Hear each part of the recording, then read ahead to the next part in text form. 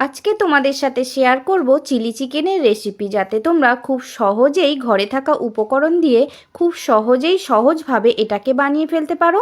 তাহলে দেখে নাও আজকের রেসিপি চিলি চিকেন আমি কিভাবে বানাই তা আজকের আমার এই ভিডিওতে। তো দেখো, প্রথমেই আমি বোনলেস চিকেন নিয়ে নিয়েছি কিছুটা, আর এই চিকেনটাকে আগে থেকেই আমি ধুয়ে পরিষ্কার করে এইভাবে ছোট ছোট করে কেটে রেখে দিয়েছি। এখন পরিমাণ মতো নুন, গোলমরিচের গুঁড়ো আর 2 চামচ কর্নফ্লাওয়ার, 1 চামচ ময়দা, আর এখানে দিয়ে দিচ্ছি একটা পেস্ট করেছিলাম আদা রসুন শুকনো লঙ্কা আর সামান্য একটু টমেটো দিয়ে। তো সেই পেস্টটাই আমি এখানে দিয়ে দিলাম, আর অল্প একটু 1 চামচ মতো সেটা রেখে দিলাম, এটা পরে কাজে লাগবে। তো একটা ডিম দিয়ে দিলাম, আর একটু দিয়ে দেব সামান্য 1 চামচ মতো সাদা তেল। তো এটাকে দিয়ে খুব ভালোভাবে মেখে নিতে হবে। তো খুব ভালোভাবে মাখার পর তোমরা যদি এটাকে একটু রেস্টে রাখতে পারো তো খুব ভালো হয়।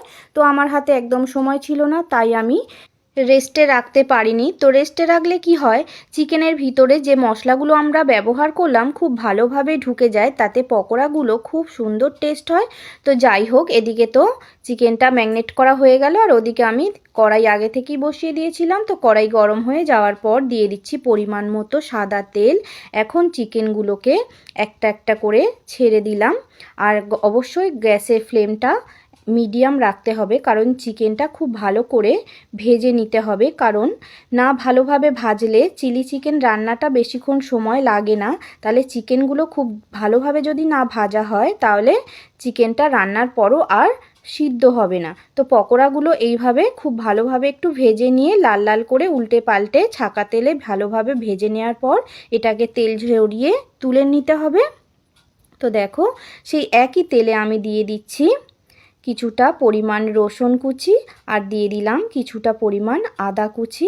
এখন এটাকে দিয়ে একটু তেলের মধ্যে নেড়ে চেড়ে নেব, যাতে এর কাঁচা গন্ধটা কেটে যায়।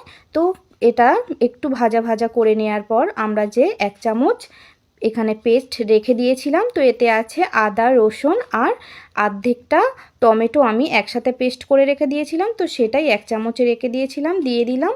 তো এই মশলাটারও একটু কাঁচা গন্ধ কেটে গেলে তো এর মধ্যে আমরা দিয়ে দেব 1 চামচ মতো ভিনিগার। তো একটু নাড়াচাড়া দেওয়ার পর এখন আমরা এর মধ্যে দিয়ে দেব পেঁয়াজ আর ক্যাপসিকাম, এইভাবে কিউব কিউব করে কেটে রাখা। তো এটা আমি দিয়ে একটু বেশিক্ষণ রান্না করতে লাগবে না, একটু নাড়াচাড়া দেওয়ার পর এর মধ্যে আমরা দিয়ে দেব পরিমাণ মতো নুন, আর দিয়ে দেব পরিমাণ মতো হলুদ গুঁড়ো। আর এখন এখানে দিয়ে দেব 2 রকম সস আমি গুলে রেখেছিলাম, টমেটো সস, সোয়া সস, তো সেটাই দিয়ে দিলাম। দেওয়ার পর সবগুলোকে আমি আবারও একটু কিছুটা সময় ধরে গ্যাসের ফ্লেমটা কম রেখে আমি এটাকে একটু মিশিয়ে নেব। আর একটু যে বাটি ধুয়ে একটু দিয়ে দেব সামান্য একটু জল, যাতে মশলাটা সসটা পুড়ে না যায়।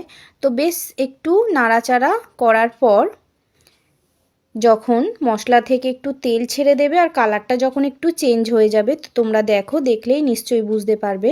তো দেখো, তেলটা ছেড়ে দিয়েছে আর কালারও অনেকটা চেঞ্জ হয়ে গেছে। তখন তোমরা প্রয়োজন মতো ঝালের জন্য কাঁচা লঙ্কা তোমরা দিয়ে দেবে। কাঁচা লঙ্কাটা দেওয়ার পর নাড়িয়ে চাড়িয়ে আমি দিয়ে দিলাম এখানে চিকেন পকোড়াগুলো। তো দেওয়ার পর এখানে মশলার সাথে খুব ভালোভাবে পকোড়াগুলোকে মিশিয়ে বেশ কিছুটা সময় ধরে গ্যাসের ফ্লেমটাকে কমিয়ে এটাকে একটু রান্না করতে হবে। তো এখানে তোমাদের একটা কথা বলে রাখি, তোমরা যারা ড্রাই চিলি চিকেন পছন্দ করো তারা কিন্তু জল দেওয়ার আগের মুহূর্তে এটাকে এইভাবেও ড্রাই চিলি চিকেন হিসাবেও তোমরা খেতে পারো। তো দেখো, কথা বলতে বলতে বেশ আমার চিকেনটা ভালোভাবে কষানো হয়ে গেছে। আর এখন আমি দিয়ে দিলাম পরিমাণ মতো এখানে জল, আর জলটা দিয়ে দিতে হবে অবশ্যই গরম, আর দিয়ে দিতে হবে প্রয়োজন মতো মিষ্টির জন্য চিনি। দিয়ে এখানে ঢাকা দিয়ে বেশ কিছুটা সময় রান্না করার পর এখন দেখো ঝোলটা অনেকটাই শুকিয়ে এসেছে, কিন্তু এটা ঝোলটা অনেকটাই পাতলা। তো এটা ঘন করার জন্য এখন এখানে দিয়ে দিলাম 2 চামচ মতো কর্নফ্লাওয়ার গুলে প্লেন জলে গুলে এর মধ্যে দিয়ে দিলাম। তো এবার দেখো ঝোলটা কিন্তু অনেকটাই ঘন হয়ে এসেছে, এই যে। তো এখন আমরা এটাকে একটু ফুটিয়ে আর একটু গরম মশলার গুঁড়ো দিয়ে এটাকে নামিয়ে নিলাম। তো দেখো বন্ধুরা, আমার চিলি চিকেন কিন্তু একদম রেডি।